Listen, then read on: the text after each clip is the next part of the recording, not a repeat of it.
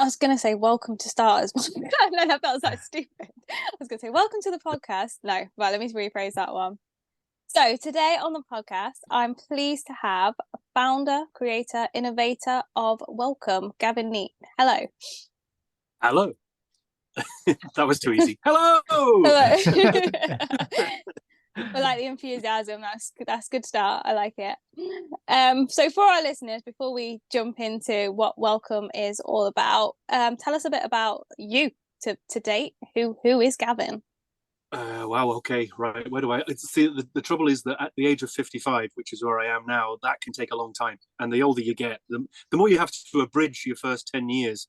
When you're 20, that can take 50% of your chat. Born in England, brought up in the Highlands of Scotland, where I am right now, doing the podcast from. Went to primary school up here, then secondary school in central Scotland. Then I joined the military, and I was in the RAF as a police dog handler for 10 years, where I served all around the world. First Gulf War out in Cyprus. And then I came back, and my last tour took me to Lucas, which is in the east of Scotland, which is very close to Guide Dogs for the Blind in Forfar. And I used to go along and do voluntary work for Guide Dogs for the Blind, showing people around the kennels and stuff like that. And then as I got close to the end of my time in the military, I was going, wow, what can I do next? And it just seemed like an obvious thing to me that I would join Guide Dogs for the Blind. So I joined Guide Dogs for the Blind thinking that I would be a dog trainer, but very quickly realized that I actually really wanted to be a mobility instructor. The difference between dog trainer and mobility instructor is the mobility instructor trains people how to use the dog. So we're a little bit less hands-on than the dog trainer. The dog trainer is all about the dog, whereas I was actually more about the person than about the dog. And nothing gave me greater joy than giving the person the dog and then never talking to it again. The dog was very unhappy because the dog would look at me and go, Dad, why are you ignoring me? And I'd be going, no, not even looking at you anymore. And then, of course, they bond with their new owner much quicker when I'm ignoring them. So, yeah, I enjoyed, not that part, I enjoyed watching the person disappear off down the street with their guide dog. And then that took me into the world of technology because 99, when I joined Guide Dogs, was the start of PCs and things like that. And then people turned up to train with their guide dogs and they would take their technology out and I would just end up talking about their technology to them. So that's, potted history. Yeah, amazing. One question, how was it going from like the military being a dog handler to what people would say is on the other side of the coin to guide dogs there just being completely placid and subservient from the other side of things? Well, do you know, I think it wasn't so much about the dogs because ultimately the dog's a dog. Yeah, I mean, our dogs would bite and we trained them to bite a lot and they loved it. Guide dogs, you're just training in different environments. But the work itself, the people that you work with in the military, they can be a little bit more gung-ho, a little bit more, okay, well, you're protecting the country, or indeed, and sometimes you're actually attacking. Although you don't do that when you're in the RAF. You basically wait until lunchtime and then wait until breakfast and then wait until your tea time. And that's pretty much the only work you do.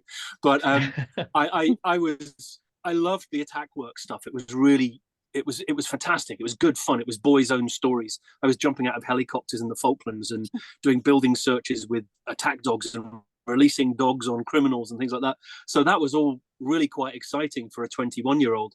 But my brain was always more social conscience. I didn't want to go into the prison service or become close protection officer or civilian police or mercenary when I came out of the forces. I wanted to do something with much more of a social conscience. So I was always destined to be either charity or, as it was, Guide Dogs for the Blind. Well, I mean, yeah, it sounds like that leads us really, really well on to what you're doing now, which is you're the CEO and founder of Welcome, or Welcome Me, as screen readers will read it. Yeah, either's good. So what is Welcome? Like where did you start with the idea and what all goes into that? Well, it wasn't one of those, Archimedes when he's in the bath and he suddenly all the water goes up in the air and he goes Eureka! Well, I was the slowest Eureka in the world. It took a long time, but it was based on my experience as a mobility instructor, watching my clients every day and thinking that shouldn't be like that. Why is that like that? That shouldn't be that way. And I was thinking that at the same time as people were turning up to train with their guide dogs, and they would take their mobile phone out, and their mobile phone would talk to them. It had voiceover on it, or talk back, or something like this. And then people were talking more about how they were using their television, and how they were banking, and how they were writing emails, and how they were joining WhatsApp groups or Facebook groups and things like that. And I just became more and more interested in how my clients were using technology. And I still love the dog training, but I was standing next to a pedestrian crossing one day, and my client was finding it really hard to find the button, to press the button, because it was at the far right-hand side of the crossing. And I thought, wouldn't it be good if the mobile phone could press the button for them? That was in 2012. And I then spent a year asking clever people to actually do stuff for me. And at the end of 2012, I had invented the world's first pedestrian crossing operated by smartphones. So you stand next to the pedestrian crossing and your phone presses the button for you, which now you think, oh, that's fairly simple stuff. But in 2012, nobody had ever even thought of that. So I then was in a position where I was like, well, wait a second, the mobile phone could be used for loads of stuff, because more and more of my clients have got a mobile phone. But one of the things that I did as a mobility instructor was I would be on the shoulder of my client all the time, or as they became more independent with their dog, I would get further away from them. And then I would talk to them at the end of the walk until eventually they were on their own. But I would walk into a shop with them, and then they would go into the shop, they would go up to the counter, or somebody would approach them. And I would stand sort of like looking at my mobile phone, or looking through a magazine rack, or just trying to sort of not get involved, because as soon as I got involved, it would kind of mess the whole relationship up. But I would observe them from a distance, and I would listen to the staff member, and I would listen to my client. And I would always ask myself the question, why is my client having to train the staff member? Why is my client having to say things like, please don't talk to my dog? Or could you tell me your name, please? Or no, it's okay, I'll take your arm, don't take mine. Or sorry, could you tell me, is it on the left or the right? You said over there. And I was like, why is the staff member never really understanding how to interact? So I then used to run ahead of my client. I told you it was a long story, but I used to run ahead of my client, and I would talk to the staff member before my client walked through the door. And then my client would walk through the door, and they would do all the things correctly. They would go, hello, my name is Michael. I am the concierge here at such and such a place. I know that you're, or I don't worry, I'm talking to your guide dog. If you'd like to take my arm, I'll give you sighted guide. And I was like, wow, wouldn't it be cool if staff were trained 20 minutes before they met a disabled person? Which you go, yeah, of course, that would make perfect sense. So ultimately, that's what I did. I found a way to train staff 20 minutes before they meet disabled people. And 2018 launched Welcome, which amazingly, because I was a bear of limited brain, I had invented the world's first proximity-based staff training tool for disability awareness, which is madness. But I did. And yeah, it is what it is, and it does what it does. It's pretty cool. Disabled people say they're going somewhere, that automatically triggers training in the person who recognizes them when they walk through the door, and then they put that training into place. And not just for visual impairment. I'm talking all disabilities here, any disability. So how exactly does that work then? Does a disabled person sort of log onto an app and say where they're going? Yeah, so it's a web app rather than an app. We started out with an app, but it was really challenging to maintain it, and it's very hard to launch it in lots of different countries, and then there's lots of software that you have to be doing. So we actually made it into a web app, which means that you go to a website, you set up a profile, you then look down a list of venues, you pick the venue that you want to go to, you say you're going, and that triggers training at the venue with regards to you going to it. But that's how it was originally. And then what happened was we integrated into people's websites. So if you go to one of the websites, there's a good one. If you go to the Wave, Coventry, Access for All, so the Wave, Coventry, Access for All, that will take you to a page. If you scroll down the page, you'll eventually get to our widget, which is contained within the website, where you just book your visit through the widget on their website, and that does it all for you. But of course, once you've set up a profile, you've then got access to all other 220 odd venues that we've got around the country. It's growing all the time. So like we just launched today.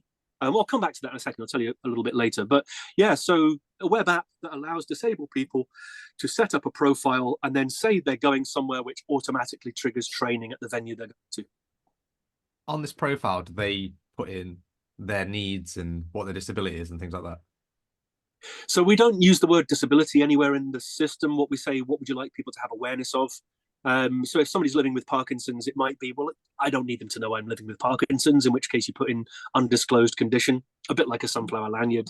But of course, it's a bit more discreet than a sunflower lanyard. But if you want people to learn a little bit about lipidemia or ataxia or aphasia or motor neurons disease or epilepsy or stammer or dyslexia or diabetes or aphasia, if you want to learn people to learn about disabilities, then you can say, yeah, I want them to know about lipidemia. I want them to know how that affects me and how it might affect other people, because I would rather they were trained in these different conditions. Let's face it, all the way through the year, we have disability awareness days. And every single one of those days, we tell people about that particular disability. What we're doing is we're turning every day we want to go somewhere into as much or as little of a disability awareness day as we want it to be. You could say, I'm coming into the shop, I don't need any help, I just want you to know that I'm there, so if I did have an emergency, you would understand how my needs were when you came up to me. So in brief, there's a photograph, there's an overview of a condition you might want somebody to have awareness of. There are top tips on how to interact with anyone with that condition, not just you. And there are direct links to the charity that gave us the information, so staff members can go for a deeper dive. They can watch videos, they can go to campaigns pages, they can do loads of things around that particular condition. But they can also, the disabled person can also put in a message. So I want to buy a pair of size 9 trousers. I've come to see the doctor that I know I need the nurse to take bloods. I'm coming to see this movie. I need to go to the toilet before I go into the screen. So you can put in any message that you want to do on that particular day. So that's pretty much what you do. The staff member gets a picture, an overview, the name, a message from you as to what to want to do, and a little bit of training as to how best they could help you when you arrive. Sorry, lots of information there. That all sounds pretty good on paper, but how, in your experience, how good are the actual companies and staff members at actually putting that into practice? Is it just something that they have on their website to look good, but then they never actually take any notes of the message? Or have you actually seen it in practice? No. I've seen it lots in practice. And within 24 hours, anybody that uses Welcome gets an email that says, how well did they do? And that message goes directly to the team to say how well they did. And we hold them to account. And anybody who signs up for this is basically engaged. They're paying for it. The venue is paying a monthly subscription to use this service. If they were getting, and we don't get bad reviews, but if they were getting a bad review, then we would talk to them. They would talk to themselves. They'd be like, yeah, we need to improve. So yeah, it's got weights and measures and checks and balances all the way through to ensure that a certain level is maintained. That said, sooner or later, somebody's going to really mess up and they go, I don't care about Welcome, and you can bloody stuff it. And trust me, on that day, they're gonna feel a bit of wrath on our social media. But no, look, if somebody wants to put it in for a year and use it, if they don't get any use out of it, absolutely fine. But this is a way of saying that you can do something and actually providing it. Also, when anybody ever books, so let's say somebody's going to a particular cinema, my team get a message to say somebody's coming to that cinema.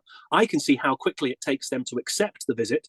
Once I see how quickly they've accepted it, I know that venue is actually engaging with it. The disabled person who goes into that venue then is interacted by somebody who, if they don't do certain things, the disabled person knows that, and then they can report back on it. Yeah. Okay. Fair. I like it. I just have one quick question on that, and then I'll pass over to Selena. So obviously we see about access refusals and access issues all over the country.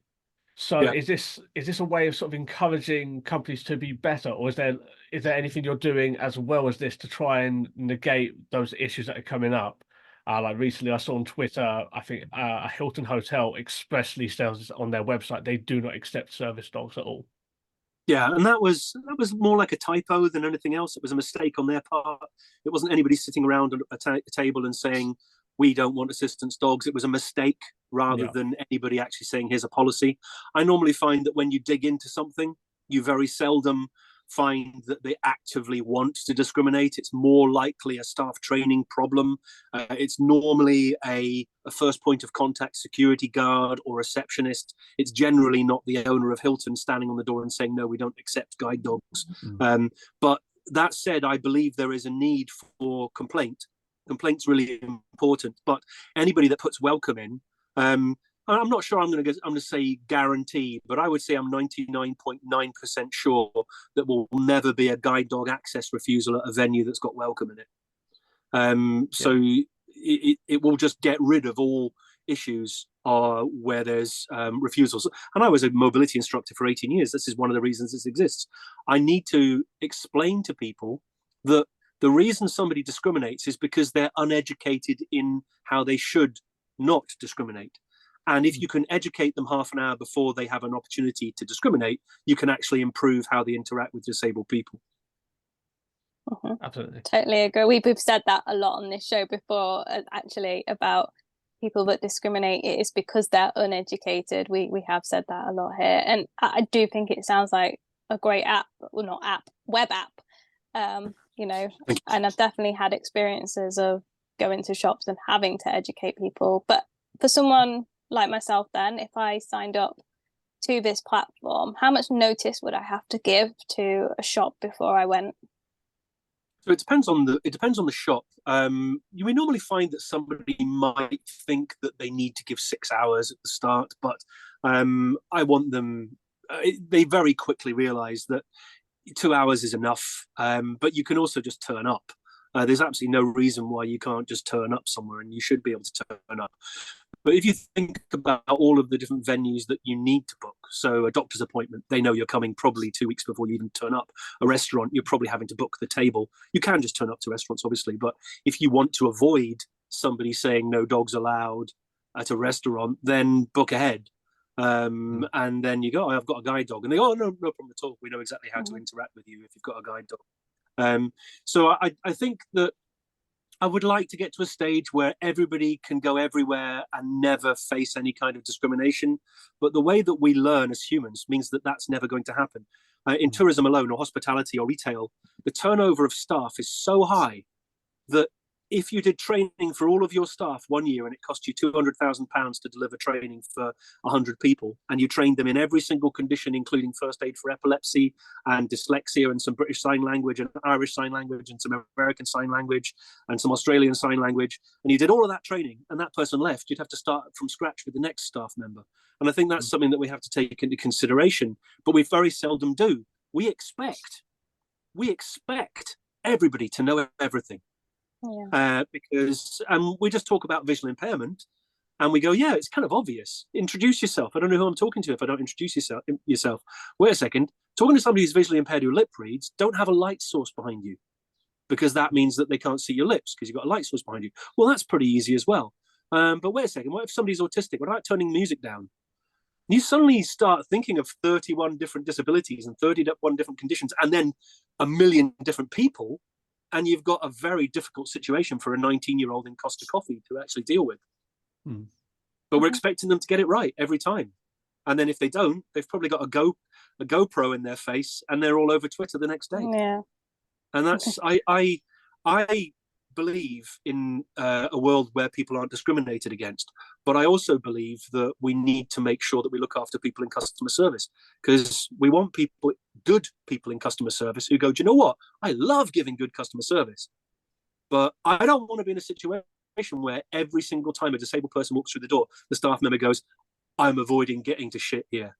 Or I'm just trying to avoid discriminating, because you're not going to get good customer service in that situation. In fact, probably going to get people running away. Totally agree. So where can I actually go then? So at the minute on Welcome, what shops have signed up? So we've got about 220 venues, but quite a few of them are what we call enterprise clients. So we just launched with Levi's the other day. We've got about 13 Levi's stores from Glasgow, Belfast, Dublin, Manchester, Liverpool, Gretna, lots of Levi's stores. We've launched with 20 Currys stores across the West Midlands just recently. And today, so you guys get an exclusive, we launched with the NHS. So we now have our very first hospital, which is Golden Jubilee Hospital in Glasgow. And they love it. They did all the launch themselves and they've just launched it. So we're in lots of venues, but nowhere near as many as we could be in 200 venues in one town, for God's sake. But this is key for me. And this is my world as a mobility instructor.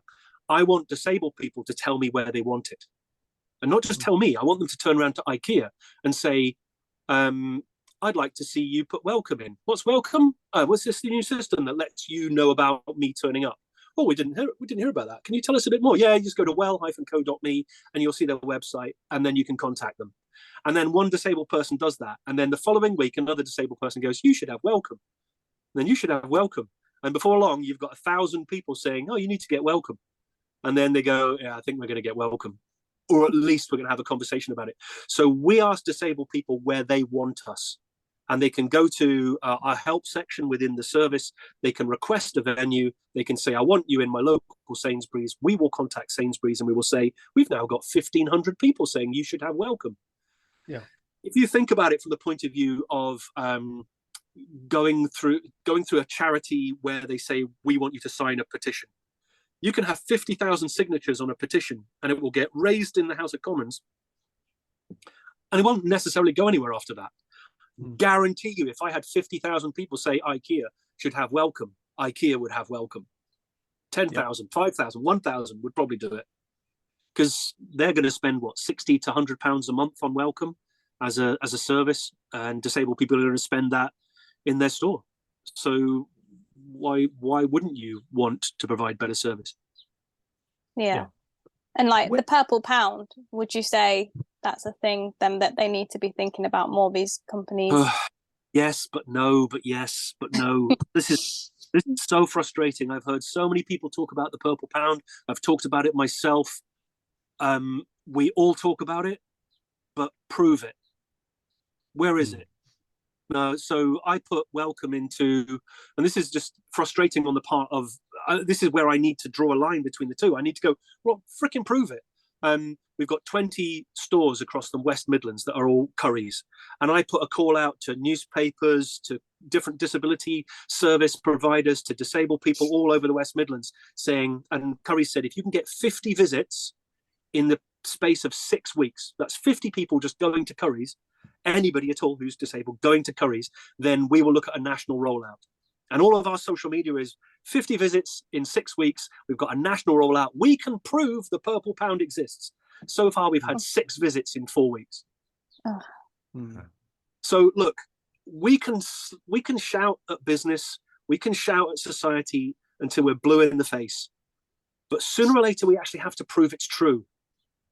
And if somebody says, right, I have made a perfectly accessible building, and you've told me you wanted it to be accessible, you complained that you needed it to be accessible, I've made sure all of my staff are trained, but people aren't coming. And you go, well, why not? Well, we were just saying it because we wanted to tell you weren't good enough. And you go, no, we have to use people. We actually have to prove that the purple pound exists by using the services that are offering the best practice to us. So I think it's a big challenge. And it's more messaging. I need to get the message out there that this exists. People then need to get used to using it and then start talking about it. And that's my job. That's what I have to do. With regards to this, is it just yourself that is working at this project, or have you got other people working for you as well? There's 2 people in my company, so it's been quite challenging, as you might imagine. But we have lots of supporters. We use things like external development teams, and we have external marketing teams and stuff like that. But there's 2 people basically in the company. And it's a lot of hard work. And I've been doing this non-stop. It's not like I take holidays or wages or anything like that. I live in a motorhome, for God's sake. I stay in people's houses looking after their animals. You make sacrifices. I'm single and I don't have children, so those sacrifices are a lot easier for me. Well, okay, I was leading somewhere with this. Maybe introduce a 0 hours commission-based scheme, and then that way people who are disabled can take a percentage of, love it, subscriptions scheme, and then they potentially empowered to work. So we have, I totally, you've hit the nail on the head. We have a partnership agreement, and the partnership agreement can be signed by anybody. If somebody said, I want to get all the venues in my town to use welcome, and they wanted to come into partnership with us, and they went out there and they sold it, if they were the actual conduit for it happening, not just, Gavin, here's a phone number for you, but I've been in, I've talked about it, then they would get paid for that. They'd get a percentage of any sale that they make in order to do that. But you can't just open that up to people, because it might be somebody makes no sales at all and they also aren't the right employee in inverted commas. But I think you have to find the right people to do this. You can't have people going in there and strong arming, for instance. It has to be an understanding that you're helping the business rather than forcing them to use stuff. So that has to be the right person in order to do that. But I have no problem at all. I would love basically a country full of disabled people who are partnered with Welcome, who are just basically going around getting it into all of their local venues. What I didn't want to do is get them to do that without and say, I'll go and do all this for free. It's always been really challenging for me to ask anybody to do anything for free. But when you're starting out and you've got no money, we're a SaaS model company.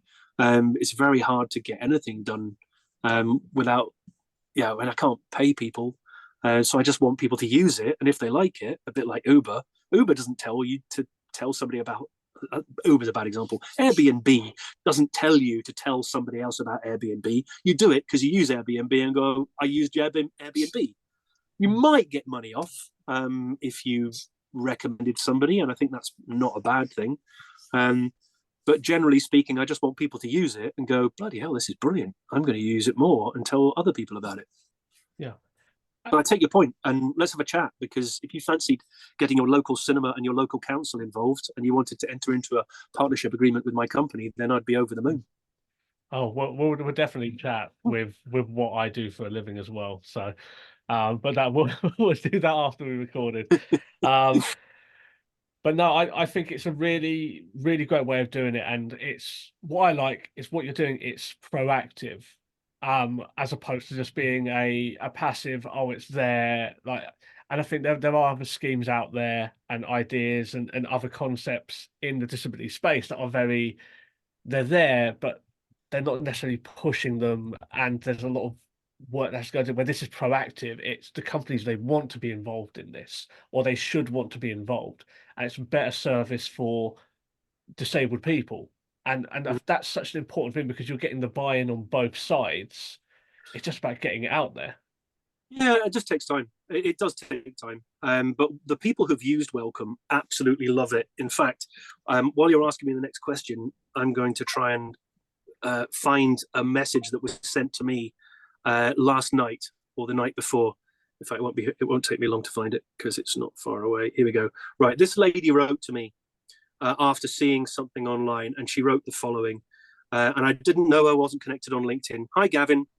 I've just seen your post regarding curries and wanted to thank you for creating this amazing service.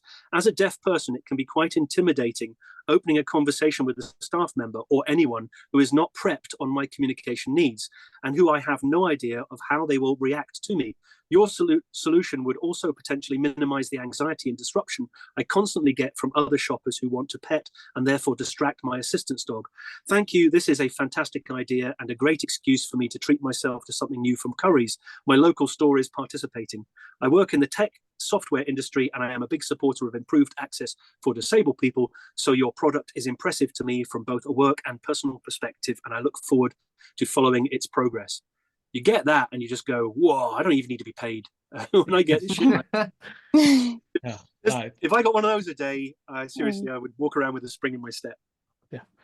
And that's the important thing. It's like getting those testimonials of people actually using the service. And it's something definitely that I would take advantage of, because you don't always want to be having these conversations with people, especially when I'm going out to dinner with my wife, for example.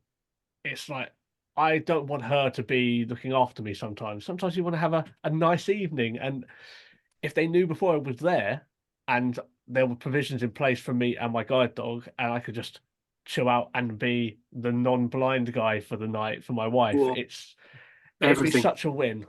Everything. Also, here's a corker. I love this one. Imagine you're a 16-year-old blind chap and you're going in with your mum to buy a pair of trainers. And you know that they're going to talk to your mum. Yeah. And then she's going to, and even though it's your money, you're probably going to give her the money and she's going to hand it across. And then they're going to give the change to your mum, who's then going to give it back to you. What about you walk into a store with your mum and you walk up to the counter and they talk directly to you and say, it's Michael, isn't it? New pair of trainers? I've got some freaking absolutely awesome ones to show you. Come with me, Michael, I'll show you where they are. and Michael's mum doesn't even get looked at. And I'm like, frick, that is awesome. I'm getting goosebumps even thinking about that. Think at how much we can progress a child's independence if they can walk into a shop knowing, even if they're with a parent, knowing that they are the center of attention if they want to be. Yeah. I love that. That just blows me away when I think about it like that. Absolutely. I have a question. You know, some of the bigger stores, they already have something like this in place? Because Tesco's like to think that if you turn up to Tesco and go to the customer service desk, all of a sudden they'll have someone on hand to take you around the shop. And they might have. Bag of lies, but... Yeah, well, that person, they might have, if you go to the customer service desk, sooner or later, somebody may be available to help you. And the customer service desk is where to go if you do want help. However, the person who meets you is probably going to say something along the lines of, "Oh, what happened to you then? Oh, you in the wars?" Oh, well, they're gonna say something which they're just trying to make conversation, but they're going to be discriminatory in doing customer service. Whereas if you can just give them a couple of bits of information before you arrive, well, that will be good for you because they've just learned a little bit about how best to interact with you. But the next time they interact with a disabled person, there's a very good chance that they're going to be good for them as well. Because ultimately, this is about staff training. It's not training just for me. It's training for anybody who's disabled, even somebody who's not got that particular condition. But guaranteed, if I walk through the door with a guide dog, and then the next day another guide dog owner walks through the door, and they're not even using Welcome, that staff member will remember, is more likely to remember the stuff that they put into practice the day before. Yeah. And is there an area, either shops or cinemas or concert venues or things like that, that you think need to be targeted the most, that are the worst for it, generally speaking? Oh, that's a super question, actually. So I have the ones, because when we started, we were like, bloody hell, this could go anywhere. So it was a bit like a horse race where you were backing all the horses. But the one where we've had the most success recently, or the three, hospitality. So we've signed up quite a few hotels recently. Retail, Battersea Power Station in London shopping centre, both Westfield shopping centres, the St James Quarter, Arndale Centre, Liverpool One, looking at it just now. So shopping centres where you can go to a customer service desk, that's one that's been useful. And the other one is councils, libraries and leisure centres within councils, because they have a duty of care. The one that I get really excited about myself is polling stations. The one that I want to do in the future, I want disabled people to know they can go to a polling station and meet a returning officer who understands how to interact with them before they get to the door. But we started on that route last year because we won a contract with the Scottish Parliament to install it in all MSP constituency offices. So every MSP can have it in their constituency office. So if a disabled person wants to go and see their MSP, obviously MP, but North, then they can plan their visit knowing that the staff at the constituency office will understand how to interact with them. It's amazing. I really like that. I really do. Yeah. Voting. God, we want more disabled people voting. The more disabled people voting or going to see their MSP or MP, the more they'll be represented in Parliament. And the more they're represented, the more we'll never have to get 50,000 signature petition to make sure that we have a disability minister. We'll just have them because they'll all be freaking disability ministers. All of them will go, I keep getting hassled by 6 or 7 people in my constituency who are always talking about overhanging branches or wheelie bins or pavement parking or whatever it might be. So, get politics. That's the big one. Can you imagine it in America? I love that idea. Polling stations. One day. Yeah, absolutely. So what's on the agenda for the rest of the year? Like, what have you got lined up? We just launched with the health service today, the NHS, and depending on how that goes, and they trialed it, so they know it's got really good potential. They've just printed 50,000 leaflets so that every time they send something out to somebody to say, come in for an appointment, there'll be if you've got a disability, fill in this form or fill it online, and we'll be able to help you better when you arrive. So I think there's real potential in the NHS. Currys, if we will manage to get to the Magic 50 for this trial that we've got in the West Midlands, Currys are saying we would be interested in rolling it out to 300 stores. Levi's have got 75 stores. We installed it with City of Westminster Council in 3 buildings and they've just launched it in all of their libraries and all their leisure centres. They now have 38 buildings using Welcome. So who knows where it will go, but it's going to be busy, whatever it is. Wow. Absolutely. Awesome. So I think that's all the questions for me, unless Selena, you have some hiding in the background. I had a low battery emergency, so You missed my best work. Yeah. I was listening, multitasking, like grabbing my phone. Honest. But no, honestly, I don't know how my sound is now because I've not got my headphones in.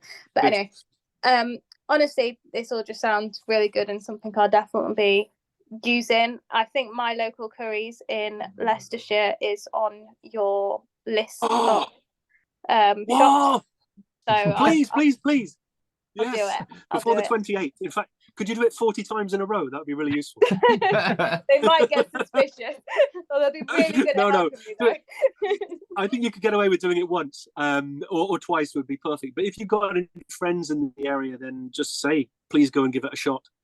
Especially after you've used it. You've got until the 28th, but I'm really keen to do it because Currys, the staff at Currys were so excited. The actual staff on the ground were like, I can't wait to meet my first disabled person, knowing that I'm doing the right thing. And then some of them have sat there and gone, nobody's booking. So you're kind of like, please. But yeah, go and which one's closest to you? There's one called, is it Leicester Foss? Leicester Foss Park, yeah, that's literally down the road from me. Yeah. They haven't had any visitors yet. They would be over the moon. Oh, I love you. You're amazing. That's fantastic. Cool. Yeah. So you listening at home, if you're in the UK, have a look. The links will be in the show notes, of course, but have a look, see what's near you, and we want to see these numbers go up, especially for Currys. But we're using the service in any format because we really want to get a good move on this because it's such a great thing that you're doing, Gavin. And thank you so much. I really appreciate it. Yeah, no, I appreciate it. I live and breathe this stuff. I didn't go into any detail about why I live and breathe it, but it's really important to me. It's really important to me. I'm going to be disabled one day, as we all will. Most people will, and we all need to take these into consideration. The biggest minority in the world. Yeah, absolutely. Just before you go, where can people find you? Where can they log on to use the service? Well, I love it when people connect with me on LinkedIn. LinkedIn's a great place because I've written loads of articles on this. So if people want to find me, they'll find me on LinkedIn at Gavin Neat, Neate. But if they want to, they can come to well-co.me. That just trips off my tongue, but I know in people's brains they're like, what? Well-W-E-L. So well-co.me. And they'll get to our website and then they'll be able to sign up. If they go to visitors, they can sign up. The other thing that they can do if they've got a profile, my.well-co.me. So well-co.me or my.well-co.me, and they can sign up through that. Brilliant. Incredible. And as always, the show notes will have the links directly to your LinkedIn so people can connect with you and to the website as well. So if you don't feel like typing that in, just scroll down or whatever you're listening to us on and just tap the link there. It will all be there for you. But Gavin, it's been an absolute pleasure. It's been great having you on, and I'm very excited to see what happens going forwards because you're doing great work.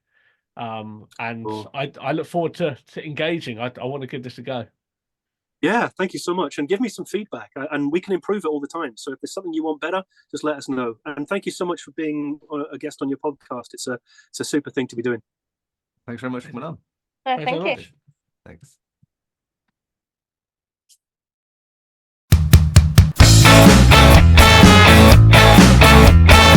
Thank you for listening to Seesaw Podcast. Your feedback and comments mean a lot to us, so if you'd like to get in touch, you can do so in the following ways. You can find us on X at Seesaw Pod, Facebook, Instagram and YouTube at Seesaw Podcast. You can email us at seesawpodcast@gmail.com and you can stream with us live every week on Twitch at Seesaw Podcast. Remember to like, rate, review and share with a friend.